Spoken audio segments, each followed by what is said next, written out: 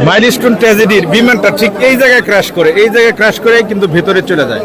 আমরা একজন প্রত্যক্ষদর্শী, যিনি ওই গতকাল এইখানে সরাসরি ছিলেন, আমরা তার সাথে একটু কথা বলবো।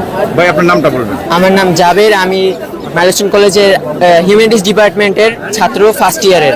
কি দেখলেন ভাই, শুরুতে একটু যদি বলেন। কালকে প্রথমে হয়েছে কি, আমরা ক্লাস করতেছি, তখন 1:06 বাজে স্যার ক্লাসে ঢুকার পরে আমরা ঠিক একটা সাউন্ড পাইছি, বিকট একটা সাউন্ডটা মানে স্বাভাবিকের থেকে অস্বাভাবিক ছিল, আর একটা তাপ অনুভব করছি। যখন আমরা শব্দটা পাইছি তখন আমরা ঠিক ক্লাস থেকে সবাই 3 জন বাইরে হয়েছি, স্যারটা সবাই বাইরে হয়েছে। বাইরে হয়ে আসার পরে দেখলাম কি কিছু একটা আগুনের মধ্যে দৌড় দিয়ে এই যে ক্রাশ করে ভিতরে ঢুকে যাওয়ার পর আমি দেখলাম কি ওইখানে দাঁড়ায় একটা বাচ্চা দৌড় দিছে।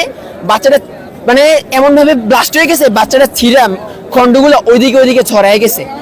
পরে আমরা দৌড়তে নামার পর আইসা দেখি এই জায়গায় একটা আন্টি ছিল, আন্টির একদম শরীর ভাগ হয়ে গেছে। এই জায়গায় খালা পড়া ছিল, খালার পুরো বডি এইখান থেকে চিরা 2 ভাগ হয়ে গেছে, আর এই জায়গায় 2টা বাচ্চা পড়া ছিল, মানে খন্ড হয়ে গেছে। তারপর আমরা মানে উদ্ধারের জন্য এক্সিট গেটটা ভাঙতে গেছি ওইখান থেকে বাচ্চাদের অনেকগুলা বাচ্চা বের করছি। একটা ম্যাম, ওনায় পুরে গেছে শরীর, কিচ্ছু নাই, জামা কাপড় কিচ্ছু নাই, তার মাংস ছিঁড়া পড়তে ছিল। ওই ম্যাম করছে কি, এই যে এই সাইডের ক্লাসটা হইতে নারকেল গাছের কোন ক্লাসটা, ওই ক্লাস থেকে ইনি মানে বাচ্চাদের টাইনে বাইর করতেছে, সব বাচ্চাদের মানে পুরো মানে খারাপ অবস্থা হয়ে গেছে আঙ্কেল, বলার মতো না, মানে এমন একটা বিশ্রী রকম অবস্থা হয়েছে। আমি কোলে নিতেছি, আমার হাতে মাংস আছে, ওদের মাংস আর রক্ত লাগা ছিল, এরকম একটা মানে খুবই বিশ্রী রকম একটা অবস্থা দেখছি।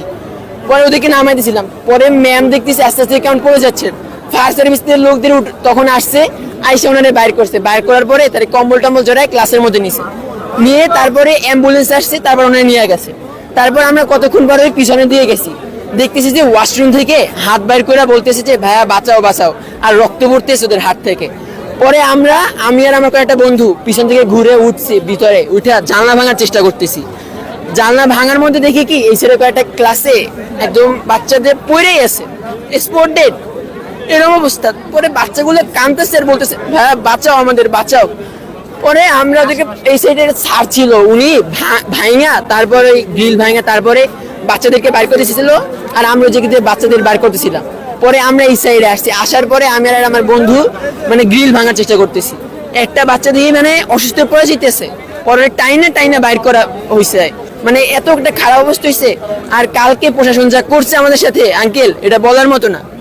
মানে ওনারা, আমরা সত্য বলতে চাইছি ওনারা, সেজন্য আমাদেরকে হাত তুলছে, আমাদের টিচারদেরকে মারছে, আমাদের স্টুডেন্টকে মারছে। মানে এটা আমরা আজকে যে 6 দফা নিয়ে এই জায়গায় দাঁড়াইছি, আশা করি এটার দাবি তারা মায় নিছে, এবং এটার আমরা একটা সুষ্ঠু